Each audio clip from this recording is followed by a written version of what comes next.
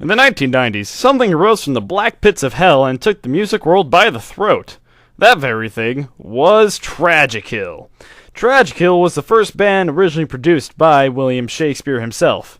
The album they first came out in 1997, called The Stratford Sun, sold over 9 million copies and included hits like Yorick's Burning Skull and Icy Murder and Revenge at the Bottom of the Sea. But who exactly is Tragic Hill, and how did they become the Nordic gods they are today? To answer this, we first went to the one place who knew the most: the fans. Yeah, pretty hardcore. Yeah, I listen to Tragic Hill whenever I can, you know? If I can get my hands on it. I'm kind of homeless, so can't always listen to it. Tragic Hill rules! Is that a government spy plane? But the members of my church and I, we all listened to Tragic Hill. The words were just so poetic, you know? Now, do you have a moment to talk about the church?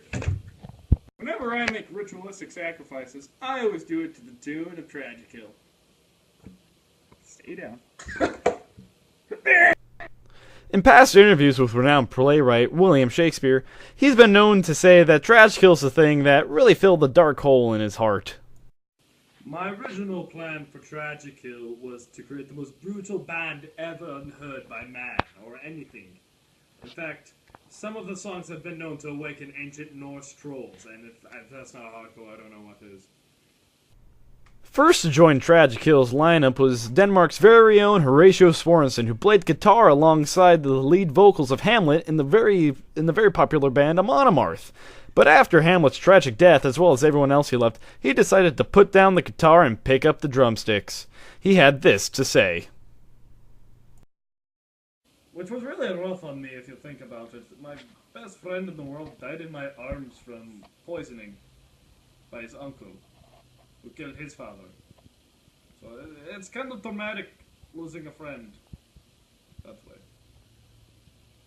So anyways, after Fortenboth took over Denmark, I decided to let my emotions go a bit. I did a little bit of solo albuming. You do that when you're emotional.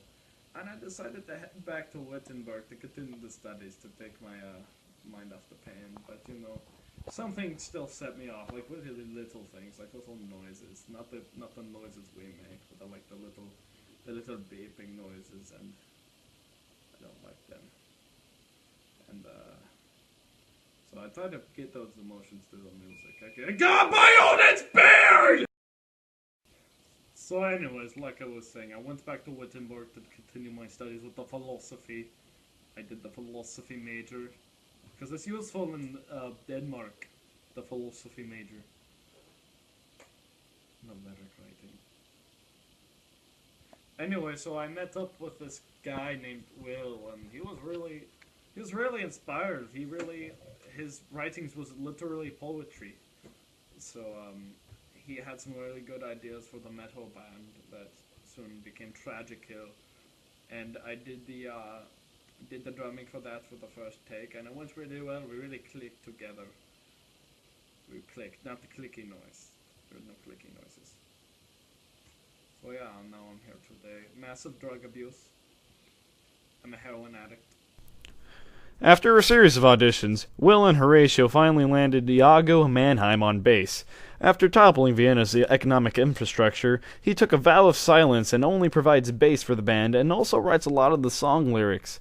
One of his most famous writings is the widely popular Icy Murder and Revenge at the Bottom of the Sea.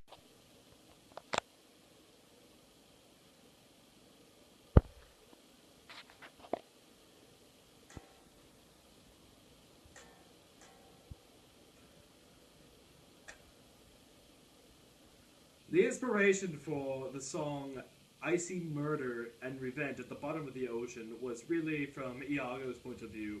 An encounter he had with a Moor a while ago. I can't remember exactly what he said about it. You know, he never talks at all.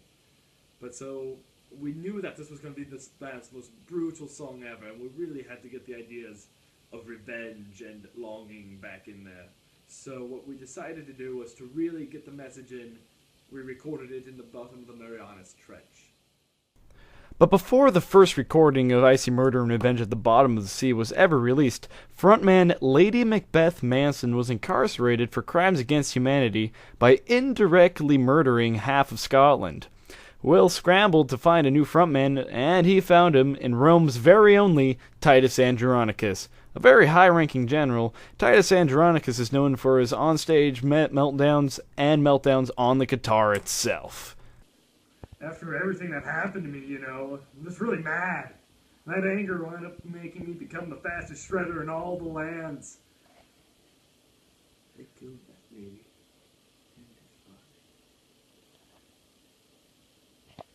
I shred harder and faster than everyone else! Now, for all those who haven't heard it yet, here it is, Tragicill's #1 hit, Icy Murder and Revenge at the Bottom of the Sea.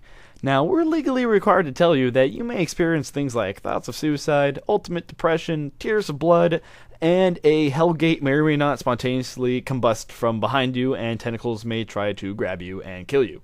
In that event, just throw a blanket over it. Enjoy.